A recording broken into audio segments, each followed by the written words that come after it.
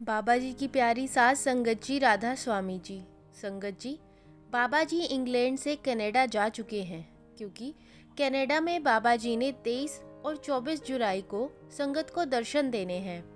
आज की साखी में मैं आपको बताऊंगी कि बाबा जी ने अपने कमरे में 4 गिलास क्यों मंगवाए, जबकि बाबा जी के कमरे में तो सिर्फ बाबा जी ही रहेंगे और एक इंसान के लिए तो एक गिलास ही काफ़ी होता है।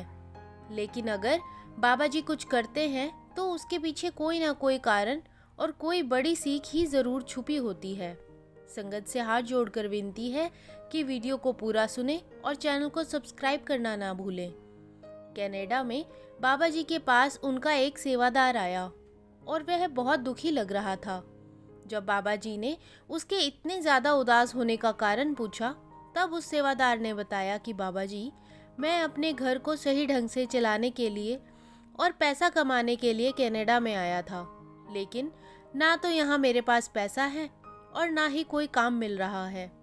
वह बाबा जी के आगे अरदास करने लगा और उसने कहा कि बाबा जी, मुझ पर कृपा करो। तब बाबा जी ने उससे कहा कि मुझे समझ आ गया है कि तुझे यहाँ रहने के लिए पैसे चाहिए, और सेवादार ने हाँ में सर हिलाया। तब बाबा जी ने कहा कि कोई बात नहीं, इतना तो मैं कर ही सकता हूँ, लेकिन उससे पहले तुम्हें एक छोटा सा काम करना होगा।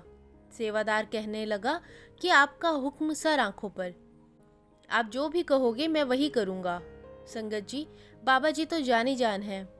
वह हमारी ही भूल होती है जो हम सोच लेते हैं कि बाबा जी को कुछ बताने या समझाने की ज़रूरत पड़ेगी। बाबा जी जानते थे कि यह पैसे की लालच में कनाडा आ तो गया है, लेकिन यह मेहनत नहीं करना चाहता। वह बस कनाडा में रहकर एक आराम की ज़िंदगी बिताना चाहता था। वह चाहता था कि उसे बस पैसे मिल जाएं और उसे कोई काम भी ना करना पड़े। बाबा जी ने उसे कहा कि मेरे कमरे में 4 गिलास पानी लेकर आओ और चारों गिलास पूरे ऊपर तक भर कर लाना।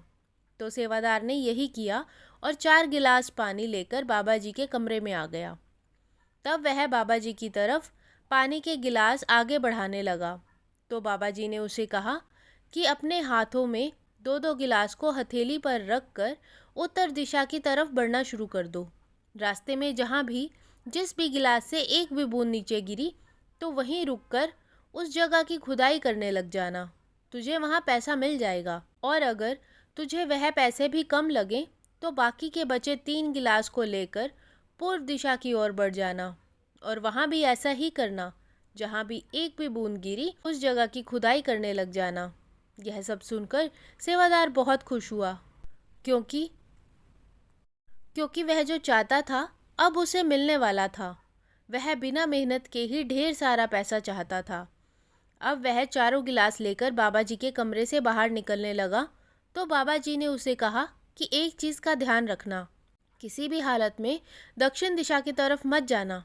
बाबा जी की यह बात सुनकर सेवादार वहाँ से चला गया और बाबा जी के समझाए अनुसार उत्तर दिशा की तरफ चलने लगा। कुछ दूर चलने पर एक गिलास से थोड़ा पानी नीचे गिर गया। अब सेवादार वहीं रुक गया और उसने उस जगह की खुदाई करनी शुरू कर दी। उसे एक छोटा सा नोट से भरा बैग मिल गया। सेवादार की खुशी का ठिकाना नहीं रहा, लेकिन यह पैसे उसे कम लग रहे थे। उसने सोचा कि इन पैसों से तो कुछ महीने ही आराम से काट पाऊंगा। उसके मन में लालच तो पहले से ही था। फिर वह अगली दिशा यानी कि पूर्व की तरफ चलने लगा। वहाँ भी कुछ दूरी पर जाते ही एक गिलास से पानी गिर गया और उसने वहाँ पर रुककर फिर से खुदाई करनी शुरू कर दी, और इस बार उसे पैसों से भरा एक बड़ा बैग मिला। इतने पैसे देखकर उसके मन का लालच और भी बढ़ गया और उसने सोचा कि बिना मेहनत के इतना पैसा मिल रहा है। यह सोचकर वह अब पश्चिम दिशा की ओर मुड़ गया और उस दिशा में जाकर खुदाई करने पर उसे फिर से एक नोटों से भरा बड़ा बैग मिल गया और उसकी खुशी का ठिकाना ही नहीं रहा। वह यह तीनों बैग लेकर आगे बढ़ने लगा और फिर उसे अचानक याद आया कि अभी तो पानी का एक गिलास और बचा है और एक दिशा भी बाकी रह गई है। शायद अगर मैं वहाँ जाऊँ तो इन तीनों बैग से भी बड़ा बैग मिले। वह इतना पैसा देखकर इतना पागल हो चुका था कि बाबा जी की कही वह बात भूल ही गया जो बाबा जी ने उसे कमरे से निकलते हुए कही थी, और वह दक्षिण दिशा की तरफ मुड़ गया। अपनी लालच में आकर वह बाबा जी के हुक्म को भी भूल गया, क्योंकि उस वक्त उसके ऊपर उसकी लालच भारी पड़ गई थी और उसका मन काबू से बाहर हो गया था। और ज़्यादा पैसे की लालच में वह उस दिशा की तरफ चल पड़ा जहाँ जाने के लिए बाबा जी ने उसे मना किया था। जिस तरफ वह आगे गया वहाँ से जंगल का रास्ता शुरू हो गया था, और जंगल के बहुत अंदर जाने के बाद उस आखिरी गिलास में से भी पानी की कुछ बूंदें नीचे गिर गई, और उसने अपने कंधे से वह तीनों बैग उतार कर साइड में रखे और उस जगह की खुदाई शुरू कर दी। वहाँ उसने बहुत ज़्यादा खुदाई कर दी, लेकिन तब भी उसे कुछ नहीं मिला। फिर वह सोचने लगा कि शायद बैग कुछ ज़्यादा ही बड़ा होगा, इसलिए और ज़्यादा खुदाई करनी पड़ेगी। खुदाई करते हुए एक सुरंग का रास्ता खुल गया, और सेवादार सोचने लगा कि शायद इस सुरंग के अंदर ही और पैसा पड़ा होगा। वहाँ बहुत ज़्यादा अंधेरा था। सुरंग के अंदर जाने पर उसे वहाँ एक कमरा दिखा। उस कमरे में पहले से ही कोई आदमी बैठा हुआ था, और सेवादार को अंदर आता देख वह आदमी वहाँ से भाग कर जाने लगा। यह नज़ारा देखकर सेवादार बहुत हैरान हुआ, और उसने उस आदमी को आवाज़ लगाई कि तुम कौन हो और यहाँ कैसे आ पहुँचे? संगत जी, इसके बाद उस आदमी ने जो जवाब दिया वह सुनकर सेवादार के साथ साथ आप सब भी हैरान हो जाएंगे, और हम सबको कुछ सीखने को मिलेगा। वह आदमी कहने लगा कि भाई, मैं भी तेरी तरह लालची हूँ, और मैं भी पैसे की लालच में यहाँ तक आ पहुँचा था। बाबा जी ने मुझे भी इस दिशा में आने के लिए मना किया था, लेकिन मैं अपनी लालच में अंधा होकर बाबा जी के हुक्म को ही भूल गया, और जब मेरी लालच मुझे यहाँ लेकर आई तो मैं यहाँ सुरंग में कैद होकर रह गया। फिर मैंने बाबा जी से बहुत अरदास की और बहुत माफ़ी मांगी, और बाबा जी से कहने लगा कि बाबा जी, मुझे यहाँ से निकलने का कोई रास्ता दिखाओ। तब उस रात बाबा जी मेरे सपने में आए और उन्होंने कहा कि जिस दिन तुझसे कोई बड़ा लालची इस सुरंग में आएगा, उस दिन तू यहाँ से आज़ाद हो जाएगा। यहाँ फंसने के बाद मैं बहुत रोया, और मुझे बहुत पछतावा हुआ कि मैंने अपने सद्गुरु का हुक्म क्यों नहीं माना, और इस माया के जाल में फंसता चला गया। बस उसी दिन से मैं अपने से ज़्यादा लालची इंसान का इंतज़ार कर रहा था, और आज मेरा वह इंतज़ार ख़त्म हुआ।